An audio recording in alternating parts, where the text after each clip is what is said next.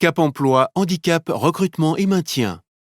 Avec la participation de la région Auvergne-Rhône-Alpes, le Comité national coordination Action Handicap, l'AG2R La Mondiale et Malakoff Humanis.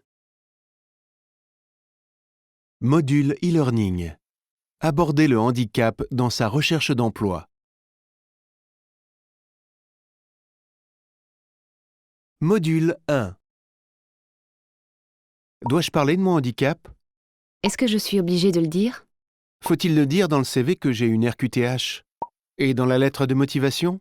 Est-ce que je le dis que je suis handicapée? Ça sert à quoi la RQTH? C'est vrai qu'ils sont obligés de me recruter? Il y a des aides quand on est handicapé? Si vous vous posez ces questions, les conseillers Cap Emploi vous proposent ce module de e-learning. Il s'adresse à toute personne recherchant un emploi et ayant des limitations du fait de son état de santé. Aborder le handicap dans sa recherche d'emploi. Ce module permettra de mettre en valeur mes compétences, connaître mes limites de santé et les adaptations possibles, mieux communiquer sur cette question et rassurer les employeurs.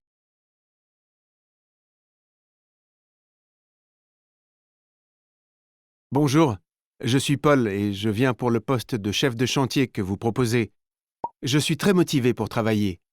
Vu que je suis travailleur handicapé, vous pourrez bénéficier d'aide pour mon embauche. Parfait. Mais j'ai d'autres personnes à voir en entretien et je vous tiens au courant plus tard. Moi, je ne cherche pas un travailleur handicapé. Je veux un chef de chantier. Handicap et emploi. Où en suis-je? Avant toute chose, il est indispensable d'identifier ce que vous avez à proposer à un employeur. Vos compétences, vos qualités, issues de votre parcours professionnel ou personnel. Les compétences se composent de vos savoirs, c'est-à-dire toutes les connaissances que vous avez acquises pendant vos études, vos formations et vos apprentissages. Vos savoir-faire, ce sont toutes les compétences liées à l'expérience, à la pratique, aux activités réalisées. Vos savoir-être, qui correspondent à vos qualités et vos traits de caractère.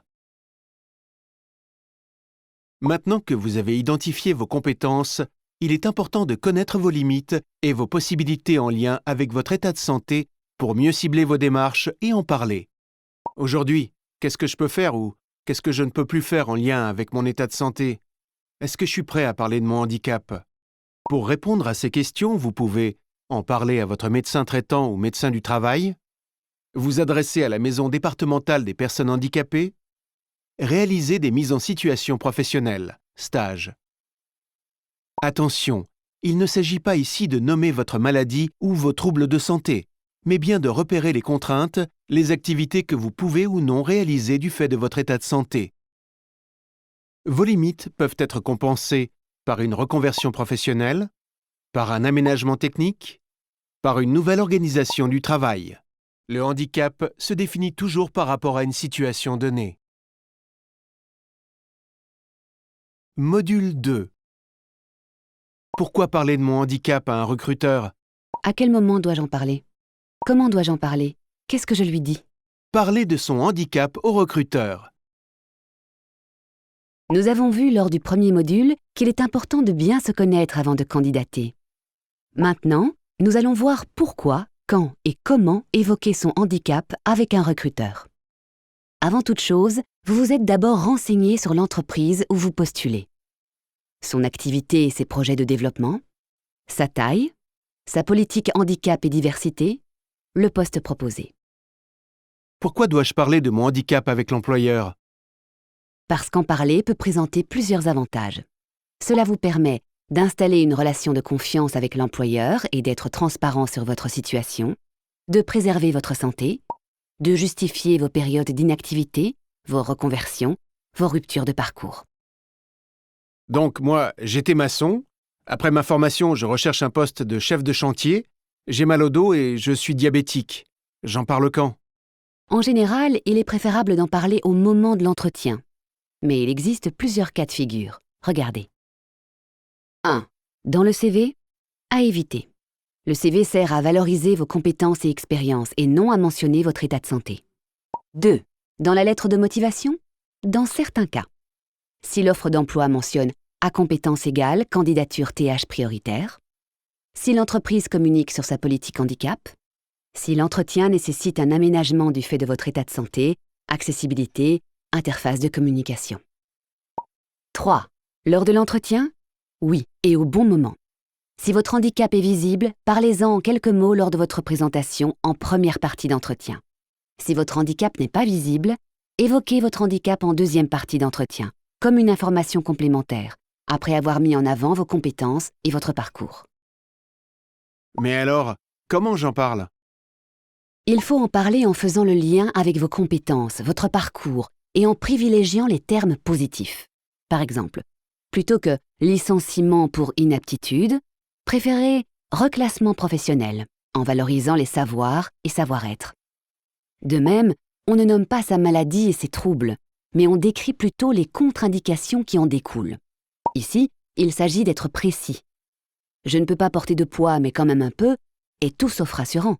Tandis que je peux porter jusqu'à 8 kilos lève l'incertitude. Et de ma RQTH, j'en parle comment? La RQTH est un statut administratif qui n'apporte rien au cours de l'entretien. Vous n'en parlez que si c'est pertinent.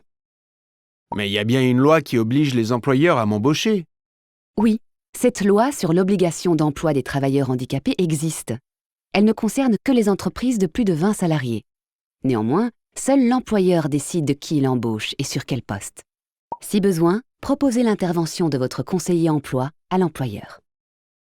Ne dites pas « je ne peux pas travailler sur un temps complet », préférez « j'ai besoin de travailler à temps partiel pour exprimer tout mon potentiel ». Ne dites pas « j'ai des difficultés relationnelles », préférez « j'aime bien travailler seul ». Ne dites pas « je me fatigue vite », préférez « j'ai besoin d'une pause de 5 minutes toutes les heures pour être plus efficace ». Ne dites pas « je ne peux pas répondre au téléphone », préférez « pour répondre au téléphone, il me faut un casque amplificateur ». Ne dites pas « vous êtes obligé de m'embaucher parce qu'il y a une loi handicap ». Préférez « si mes compétences vous intéressent, mon statut peut vous permettre de répondre à l'obligation d'emploi. Vous pouvez contacter un conseiller emploi pour plus de précision ». Ne dites pas « j'ai une RQTH ou une pension, donc vous aurez des aides en m'embauchant ». Préférez « si mes compétences vous intéressent, mon statut pourrait vous permettre de bénéficier d'aide à l'embauche. Vous pouvez contacter un conseiller emploi pour plus de précision ». Ne dites pas « j'ai eu un accident de travail ». Préférez « j'effectue un reclassement ou une réorientation professionnelle ». Ne dites pas « je ne peux pas rester longtemps debout ».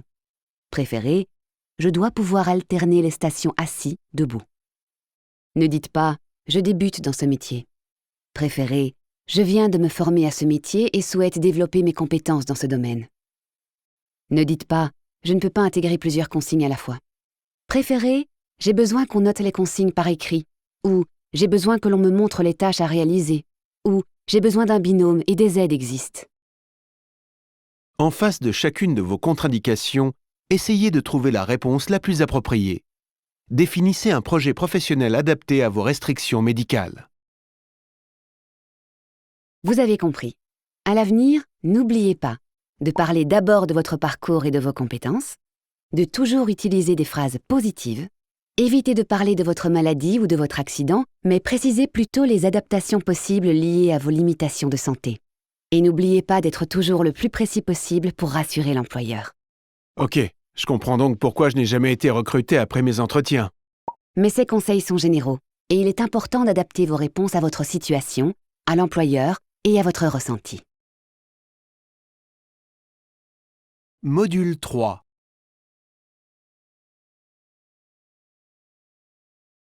Paul a bien retenu ses conseils et travaillé sa candidature et son entretien d'embauche. Aujourd'hui, Paul est convié à un entretien dans l'entreprise Batimaster.